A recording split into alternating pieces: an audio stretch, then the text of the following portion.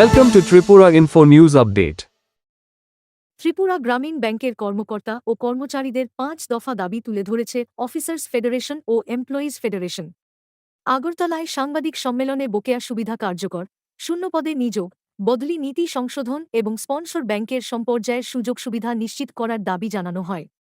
পাশাপাশি আগামী ৮ ও ৯ আগস্ট আগরতলায় দুই সংগঠনের প্রথম যৌথ সম্মেলন অনুষ্ঠিত হবে বলে ঘোষণা করা হয়েছে।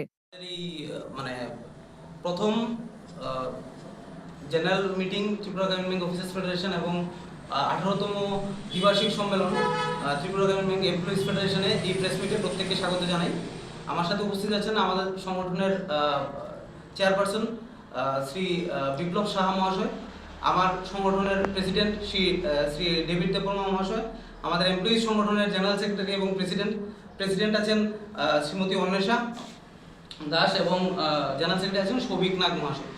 আমরা প্রত্যেকেই এখানে উপস্থিত হয়েছি আজকে আমাদের এই সম্মেলনের কিছুটা ব্রিফিং করতে এবং আমাদের এই যে ৫ দফা দাবি নিয়ে আমরা এই কনফারেন্স করছি, এই ৫ দফা দাবি সম্বন্ধে আপনাদের একটু অবগত করাতে। প্রথম যেটা দাবি, যেটা আমি আমাদের ৫ দফা দাবিতে ইনক্লুড করিনি, কিন্তু আমাদের মুখ্য দাবি সেটা হচ্ছে 5 ডে ব্যাংকিং। 5 ডে ব্যাংকিং নিয়ে বহু বছর ধরে আমাদের সংগ্রাম চলছে, সেন্ট্রাল লেভেলেও স্টেট লেভেলেও। এখানে ইনক্লুড করা হয়নি কারণ এখানে যে দাবিগুলো আমরা ইনক্লুড করছি সেগুলো ত্রিপুরা গ্রামীণ ব্যাংকের ম্যানেজমেন্টকে আমরা দাবি করছি, আর বাকি যে 5 ডে ব্যাংকিং ওইটা পেন্ডিং আছে আমাদের গভর্নমেন্ট অফ ইন্ডিয়ার কাছে।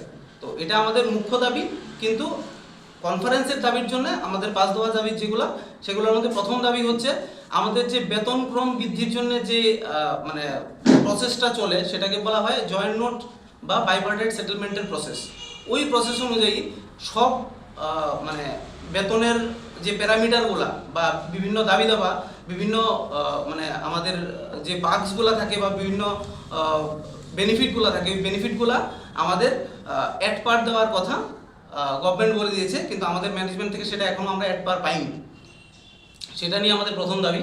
দ্বিতীয় দাবি হচ্ছে ব্যাংকে আমাদের যে সার্কুলার ইস্যু করা হয়, সব সার্কুলার ইস্যু করা হয় অ্যাট পার আমাদের স্পন্সর ব্যাংক, কিন্তু আমাদের বেনিফিট স্পন্সর ব্যাংকের মতো দেওয়া হয় না, কম করে দেওয়া হয়।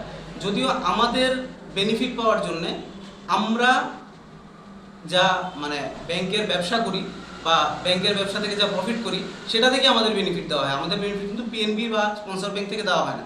কিন্তু দেখা যায় সার্কুলার যখন ইস্যু করা হয় তখন অ্যাট পার পিএনবি করা হয়, কিন্তু আমাদের বেনিফিট দেওয়ার বেলায় অ্যাট পার পিএনবি করা হয় না। সেটা নিয়ে আমার দ্বিতীয় দাবি যে আমাদের পার্কস বা আদার যে অ্যালাউন্সগুলো আছে সেগুলো যেন অ্যাট পার দেওয়া হয়। ৩ নম্বর আমাদের যেটা দাবি সেটা হচ্ছে ডেপুটেড স্টাফকে টিজিপি থেকে নিয়ে যাওয়ার জন্য, টিজিপিতে যেন ডেপুটেড স্টাফ না থাকে। আমাদের আরআরপি অ্যাক্ট অনুযায়ী পরিষ্কার বলা আছে যে আমাদের যে চেয়ারম্যান স্যার উনি একমাত্র স্পন্সর ব্যাংক থেকে আসতে পারেন, এছাড়া কোনো স্টাফ সিবিসি গাইডলাইনের বাইরে কোনো স্টাফ আমাদের কিন্তু স্পন্সর ব্যাংক থেকে আসতে পারে না। এখানে দেখা যাচ্ছে ত্রিপুরা গ্রামীণ ব্যাংকের যারা জেনারেল ম্যানেজার রয়েছেন এবং বিভিন্ন সেক্টরের চিফ ম্যানেজার রয়েছেন, কয়েকজন এখনও পাঞ্জাব ন্যাশনাল ব্যাংক থেকে আমাদের এখানে আছেন, কিন্তু আমাদের এখানে স্টাফ এলিজিবল আছে যারা আমাদের এখানে জিএম হওয়ার জন্য এলিজিবল, কিন্তু পোস্ট ওইভাবে ভ্যাকেন্ট করা হয় না বা এদের কিন্তু জেনারেল ম্যানেজারের পোস্ট দেওয়া হয় না। সেটা নিয়ে আমাদের দাবি যে যেহেতু আমাদের এখানে এলিজিবল স্টাফ রয়েছে, প্রত্যেককে যেন আমাদের ওই প্রমোশন প্রসেসটা ত্বরান্বিত করে আমাদের জন্য ইমিডিয়েট আমাদের ব্যাংক থেকে জেনারেল ম্যানেজারকে আমাদের বিভিন্ন ম্যানেজমেন্টের কর্মসূচির জন্য নিয়োগ করা হয়। 4 নম্বর যেটা পয়েন্ট সেটা হচ্ছে আমাদের এখানে অফিস অ্যাসিস্ট্যান্ট বা ক্লারিক্যাল স্টাফের অনেকটাই শর্টেজ থাকে। তো এই শর্টেজ পূরণ করার জন্যে ম্যানেজমেন্ট প্রতিবারই রিক্রুটমেন্টে যে ম্যান পাওয়ার অ্যালট করে থাকে সেটা অনেকটাই কম, এবং এই অ্যালটমেন্ট অনুযায়ী আমাদের জয়েনও করে না স্টাফ। তারপর ইমিডিয়েট যে এই ভ্যাকেন্সি ফিল আপ করা সেটা করা হয় না, সেজন্য অফিসারদের উপর প্রচুর প্রেশার পড়ে এবং এক্সিস্টিং ক্লারিক্যালদের উপর প্রচুর প্রেশার পড়ে। ওই জিনিসটা নিয়ে আমাদের একটা দাবি রয়েছে যে যেভাবেই হোক ক্লারিক্যালের যে কোটাটা আছে এটা যেন ফিল আপ করা হয়, তাতে ত্রিপুরার যে জনগণ রয়েছে, ত্রিপুরার যারা জনসাধারণ যারা পরীক্ষা দিচ্ছে ইসের জন্য, রিক্রুটমেন্টের জন্য বা পোস্টের জন্য, এরা পেতে পারে, ত্রিপুরার অনেক জনগণ চাকরি পেতে পারে এই ব্যাংকে, কিন্তু এই পোস্টগুলো ভ্যাকেন্ট থেকে যায়, এগুলো ফিল আপ করা হয় না। 5 নম্বর এবং আমাদের যেটা আরেকটা ইম্পর্টেন্ট দাবি, সেটা হচ্ছে যে ডিএফএস এর গাইডলাইন অনুযায়ী আমাদের বলা আছে যে আমাদের ট্রান্সফার পলিসি যেটা হবে সেটা আমাদের করতে হবে ইউনিয়নের সাথে বসে, ফেডারেশনের সাথে বসে মিটিং করে ডিএফএস এর গাইডলাইন মেনে। কিন্তু দেখা যায় এরকম অনেক ডিসপিউট পাওয়া গেছে এবং এরকম অনেক অ্যানোমালি পাওয়া গেছে যেখানে স্টাফদের মানে যে মিনিমাম বেনিফিটটা ট্রান্সফার পলিসিতে বলা আছে ওইটাই দেওয়া হচ্ছে না।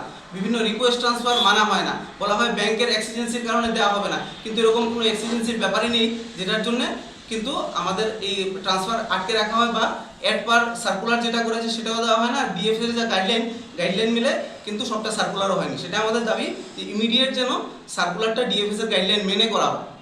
এই 5 দফা দাবি মূলত আমাদের রয়েছে। এছাড়াও আরও অন্যান্য দাবি রয়েছে, কনফারেন্সে আমরা ওই দাবি নিয়ে ডিটেলস আলোচনা করব, কিন্তু মূলত এই 5 দফা দাবি আমাদের রয়েছে যেগুলোর ইমিডিয়েট সেটেলমেন্ট আমরা ম্যানেজমেন্ট থেকে চাই।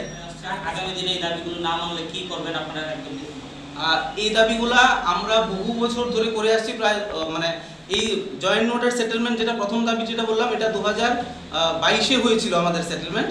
তো 22 থেকে 26 4 বছর ধরে আমাদের সেম দাবি চলছে। এছাড়া বাকি দাবিগুলোও লং পেন্ডিং দাবি যেগুলা ম্যানেজমেন্ট কিন্তু আমাদের সময় মতো করে দিচ্ছে না। তার জন্য আপনারা আগামী দিনে কি পদক্ষেপ থাকবে?